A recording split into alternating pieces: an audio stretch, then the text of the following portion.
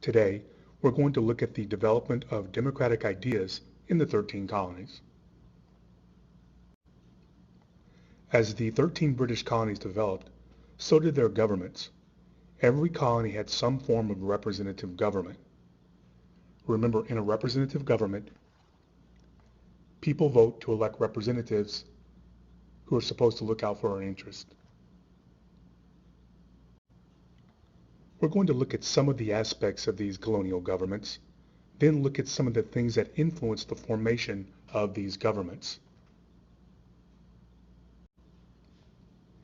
In 1619, the Virginia House of Burgesses was formed. This was the first representative assembly, which is legislature, in the colonies. This was the beginning of representative government in the colonies. And this picture you see here is a picture of the Virginia House of Burgesses. In 1620, the Pilgrims on the Mayflower signed a document which established a form of self-government for the colony of Plymouth. It was called the Mayflower Compact. This set up rules for the colony. In this picture here, you see the male passengers of the Mayflower signing the Mayflower Compact. And here's a copy of the Mayflower Compact, which set up the rules for the colony, and these rules were set up by the people of the colony. In 1629, town meetings began to appear in the New England colonies. These were meetings for townspeople to express themselves openly. This helped further develop direct democracy and self-government in the colonies. So all a town meeting is you would just meet in a general building inside your town and meet with representatives to express your concerns and what you wanted for not only your town, but your colony. In 1639, the Fundamental Orders of Connecticut were written. This was the first written constitution in the colonies. This began a pattern of the colonists securing guaranteed rights. So the Fundamental Orders of Connecticut was a written constitution which influenced our Constitution today, which is also written. In 1649, the Maryland Toleration Act was enacted. This was the first document in the colonies to recognize religious freedom. This was a model for the First Amendment found in our U.S. Constitution. Now, if you look at this passage below, it's from the First Amendment to the United States Constitution. And it says, Congress shall make no law respecting an establishment of religion. And that idea comes from the Maryland Toleration Act. These colonial governments were influenced by various things found throughout the history of English government. In 1215, the Magna Carta was adopted by Great Britain. This document reduced the power of the king and gave more power to Parliament, which is the British lawmaking body. This was a major step towards constitutional government. So the Magna Carta takes the power of the king, reduces it, and gives it to the British lawmaking body, which is called Parliament.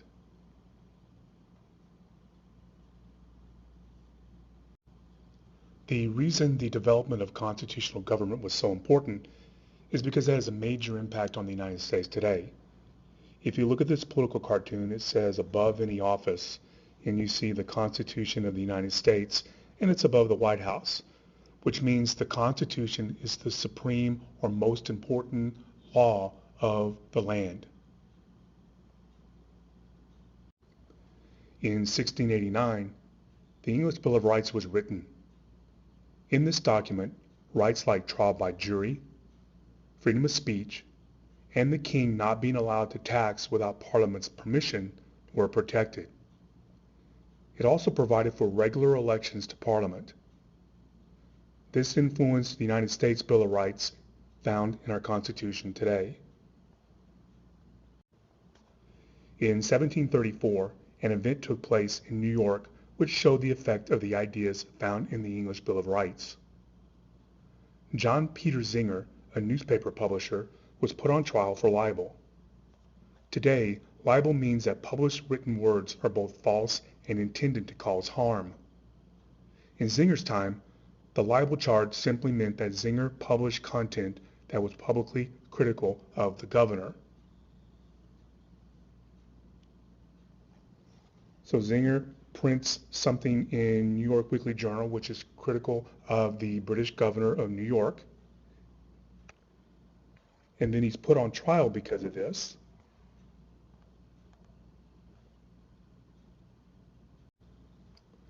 Zenger was found not guilty. This was the first case to protect the idea of freedom of the press in the colonies. Today, this right is protected in the First Amendment to the Constitution. Now, if you look at this political cartoon, you can see the importance of freedom of the press. You see the word censorship, which means you can't print anything critical of the government. The government is pulling freedom of the press out underneath the United States Capitol, and things like free speech, freedom to petition, freedom to assemble, and religious freedom are all going to fall, and then they're going to cause democracy to fall with it.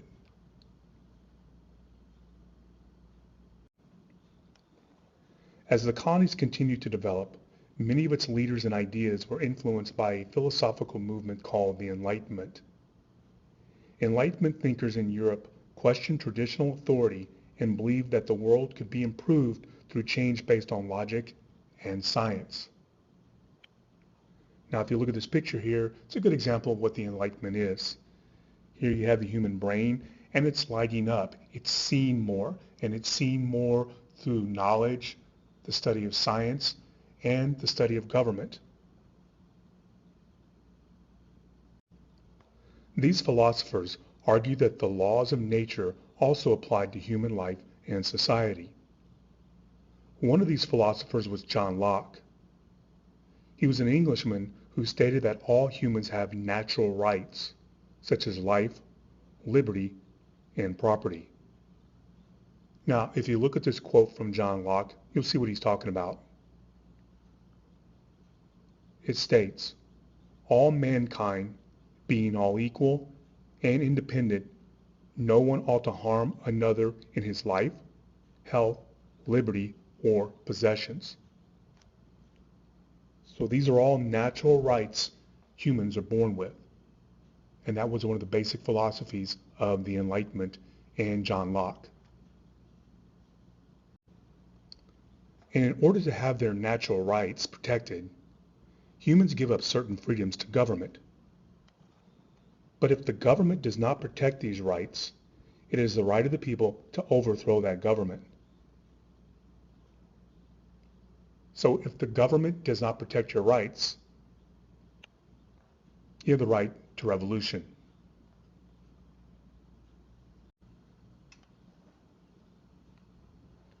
Another Enlightenment philosopher who had a significant impact on the colonies was Baron de Montesquieu. Montesquieu was a Frenchman who believed too much power in one place was dangerous. He introduced the idea of separation of powers. This is where power is divided among the branches of government. Now, in the United States government, we have three branches of government: the executive branch, the legislative branch, and the judicial branch. And you'll notice how they are divided, which balances their powers out. The final person of note we're going to look at is William Blackstone. He was an English judge whose commentaries on the laws of England not only explained law to everyday people, but also influenced the colonies, then eventually the United States, to develop a legal system. So what Blackstone does is he writes a book called Commentaries on the Laws of England, and he writes it in a way so common everyday people, when they read this book, can understand English law.